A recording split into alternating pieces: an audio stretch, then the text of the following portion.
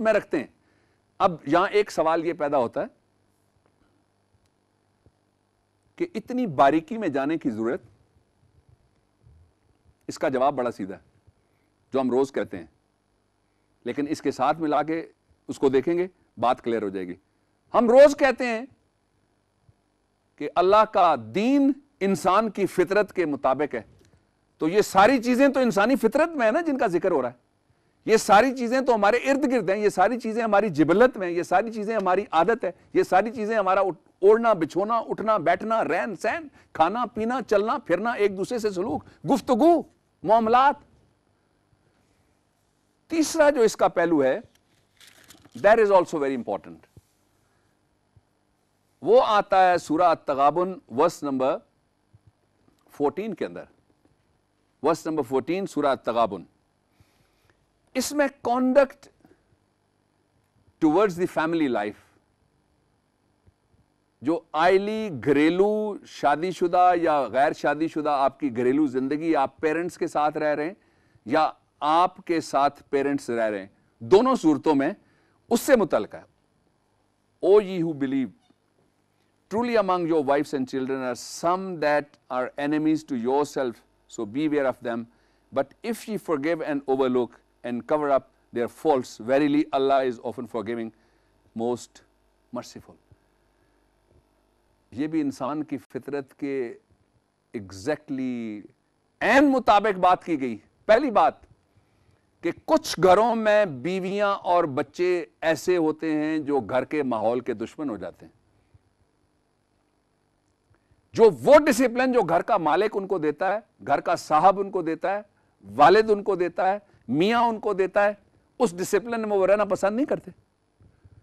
دشمن کس کے ہو گئے؟ سب سے پہلے تو وہ شخص جس نے اپنی ساری زندگی تج کے ایک فیملی یونٹ قائم کیا, اس فیملی یونٹ کے دشمن ہو گئے. دوسرا, وہ جو ڈسپلن اس گھر کا ہے اس کے دشمن ہو گئے. اور تیسرا, جو بگڑی ہوئی یا گمراہ اگر کسی کی اللہ رب العزت سب کی اولادوں کو ہدایت دے اور سب کو سیدھے راستے پہ رکھے, سب کو جو یہاں پیغام ہے یہ سمجھنے کی, اس پہ عمل کرنے کی میرے سمیت سب کو توفیق دے, لیکن جو بگڑی ہوئی اولادیں ہیں ان کا یہاں پہ حوالہ آیا ہے کہ وہ دشمن ہو جاتے ہیں. دیکھیے, جو باپ کا ڈسپلن توڑتا ہے, ماں کا ڈسپلن توڑتا ہے, گھر کا ڈسپلن توڑتا ہے, اپنے جو رولز بنائے گئے فیملی کو چلانے کے لیے ان کا ڈسپلن توڑتا ہے, قرآن کی زبان میں وہ گھر کا دشمن ہے. اس ڈسپلن کو قائم رکھنا, اب اس میگا پورے کانسیپٹ کے ساتھ, اس بڑے پورے کانسیپٹ کے ساتھ اس کو ملا کے دیکھیے کہ اللہ رب العزت نے یہ 3 کیٹیگریز میں نے آپ کے سامنے رکھ دی. آپ کا پبلک کانڈکٹ کیسا ہونا چاہیے, آپ کا پرائیویسی میں کانڈکٹ کیسا ہونا چاہیے, اور پھر آپ کا فیملی میں کانڈکٹ کیسا ہونا چاہیے. ایک, اور پھر کہا کیا کہ ان میں سے جو غلطی کرتے ہیں ان کی غلطی درگزر کر دو. زور اس بات پہ ہے کہ وہ فیملی یونٹ, وہ خاندان کا یونٹ جس میں سب کے لیے برکت ہے, وہ قائم رہ سکے کسی طریقے سے.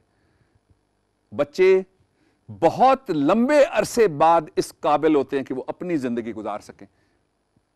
والدین کی کبھی وہ توجہ کے محتاج, کبھی پرورش کے محتاج, کبھی تعلیم کے محتاج, کبھی تربیت کے محتاج. اور سیکھنے والا تو میں یہ سمجھتا ہوں, اپنی ذات کے لیے کہہ رہا ہوں, میں تو ساری زندگی سیکھتا رہتا ہوں. ہم ساری زندگی سیکھتے رہتے ہیں. We are all open to learning throughout the life. اور جس کا سیکھنے کا دروازہ بند ہو گیا, اس کے لیے کسی نے کہا تھا کہ خود کو جو دانا سمجھتا ہے بہت نادان ہے, اور اس کی نادانی کی یہ سب سے بڑی پہچان ہے. جو سمجھے میرے لرننگ کا پروسیس, میرے تحصیل علم کا پروسیس, جس کے بارے میں میرے محترم نبی صلی اللہ علیہ وآلہ وسلم فرما گئے کہ یہ تو شروع ہوتا ہے ماں کی گود سے اور ختم ہوتا ہے قبر کی گود کے اوپر جا کے. اس پروسیس میں سے کب کوئی نکل سکتا ہے اس چھوٹے سے عرصے کے اندر, جس کو ہم 50-60 بلکہ 100 سال کی بھی ہو تو چھوٹا سا عرصہ, اس میں سے کوئی نکل سکتا ہے؟ کوئی مفر ہے, کوئی اس میں سے بریت ہے, کوئی راستہ ہے؟ Answer is no, absolutely not. ان بچوں کے لیے یہ ارشاد فرمایا گیا کہ وہ جو غلطیاں کریں, 2 ارشاد ہیں اور ان میں 3 الفاظ استعمال ہوئے ہیں: forgive, overlook and cover up. معاف کرنے کی اہلیت جو گھر کا بڑا ہے اس کے اوپر, یہ لازم ہے کہ اس کے اندر معاف کرنے کی درگزر کرنے کی اہلیت ہو، پہلا۔ دوسرا، اوور لک کرے۔ ضروری نہیں ہے کہ خامیاں تلاش کریں آپ اور پھر احتساب شروع کر دیں، ضروری نہیں ہے کہ غلطیاں آپ ڈھونڈیں اور پھر ان کو میگنیفائی کریں۔ ایک بچے کو دوسرے کے سامنے آپ ذلیل کریں، بچوں کو ان کے کلاس فیلوز کے سامنے ذلیل کریں، ان کے ٹیچروں اور معاشرے کے سامنے ایکسپوز کریں، ان کو پبلکلی آپ ان کو کرٹیسائز کریں، نہ، حکم ہے اوور لک کرو۔ چھوٹی چیزیں جن کو دیکھے بغیر گزارا ہو سکتا ہے، بڑی خرابی نہیں ہے، اوور لک کر دو۔ اور تیسرا کیا ہے؟ کور اپ کرو، پردہ ڈالو۔ اس پہ صوفی شاعر نے کہا تھا کہ پردہ پوشی کم فقردہ میں خادم فقراواں، کہ یہ فقیروں کا کام ہے کہ وہ پردہ پوشی کرتے ہیں۔ اور یہ فرمان کس کا ہے؟ پھر محسن انسانیت صلی اللہ علیہ وآلہ وسلم کا فرمان ہے، من ستر مسلموں ستر اللہ یوم القیامہ، کہ جس نے کسی اس حیات مستعار میں، اس دنیاوی زندگی میں کسی کی غلطی پہ، کسی کی لغزش پہ، کسی کی کوتاہی پہ اور کسی کے کارِ زیاں پہ بھی پردہ ڈالا، اللہ رب العزت اس کا اجر کیا دیں گے؟ سسپینڈڈ انعام ہے، ستر اللہ یوم القیامہ۔ قیامت کے دن اللہ رب العزت ستار العیوب کا کردار ادا کرتے ہوئے اس کے خامیوں گناہوں پہ پردہ ڈال سکتے ہیں۔ یہ ان کے اختیار میں ہے نا۔ اور ایک چیز ہمارے اختیار میں رکھ دی کہ ایک دوسرے کی خامیاں، لغزشیں، کوتاہیاں، غلطیاں، کج رویاں اور کمیاں، ان کو تلاش کرنے کی بجائے پہلا کام یہ کرو، معاف کرنے کی عادت ڈالیں۔ دوسرا کام یہ کرتے ہیں، درگزر کر دیں، نہ دیکھیں، کوئی بات نہیں، اس کے بغیر بھی گزارا ہو سکتا ہے۔ اور تیسرا کام، ان کو کور اپ کیا جائے۔ ضروری نہیں ہے جو کچھ آپ نے دیکھا آدھے شہر کو پتہ لگنا چاہیے، جو کچھ آپ نے دیکھا اس پہ ایس ایم ایس چلنے شروع ہو جائیں، جو کچھ آپ نے دیکھا، جب تک آپ کے سارے جاننے والے اس جو کچھ دیکھ چکے ہیں آپ اس کو نہیں دیکھ لیتے، اگر وہ ایسی چیز ہے کہ آپ کا بھی دل خراب ہوا ہے بے شک تنہائی میں اس کو دیکھ کے، تو اس پہ پردہ رکھنا، this is good public conduct and behaviour.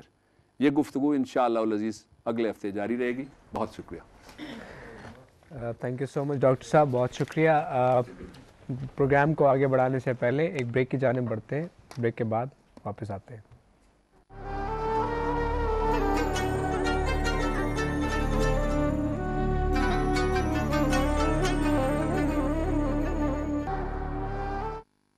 G welcome back خواتین و حضرات۔ جیسا کہ آپ کو پتہ ہے کہ حاضرین اور ناظرین کے سوالات اس لیکچر کا اہم حصہ ہے۔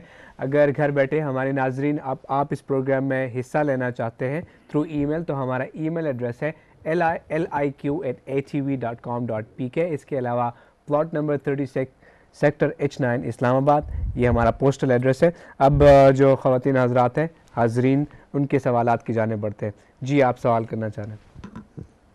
ڈاکٹر صاحب، آپ نے مذہب کی بات کی، آپ نے قانون کی بات کی، آپ کی باتوں سے یہی لگا کہ مذہب بھی رولز ریگولیشن کی بات کرتا ہے، ڈسپلن کی بات کرتا ہے، اور قانون بھی یہی بات کرتا ہے۔ دونوں کا جو تعلق کا جو تجزیہ آپ نے پیش کیا، دیٹ از مارولس۔ سر میں پوچھنا یہ چاہتا ہوں کہ کیا آسمانی قوانین اور یہ جو دنیاوی جو قوانین ہیں، میں تعلق کی بات نہیں کر رہا کہ ان میں کیا تعلق ہے، میں پوچھنا یہ چاہتا ہوں ان میں فرق کیا ہے؟ کیا کوئی فرق ہے؟ فرق ہے۔ جو مین میڈ لا ہے وہ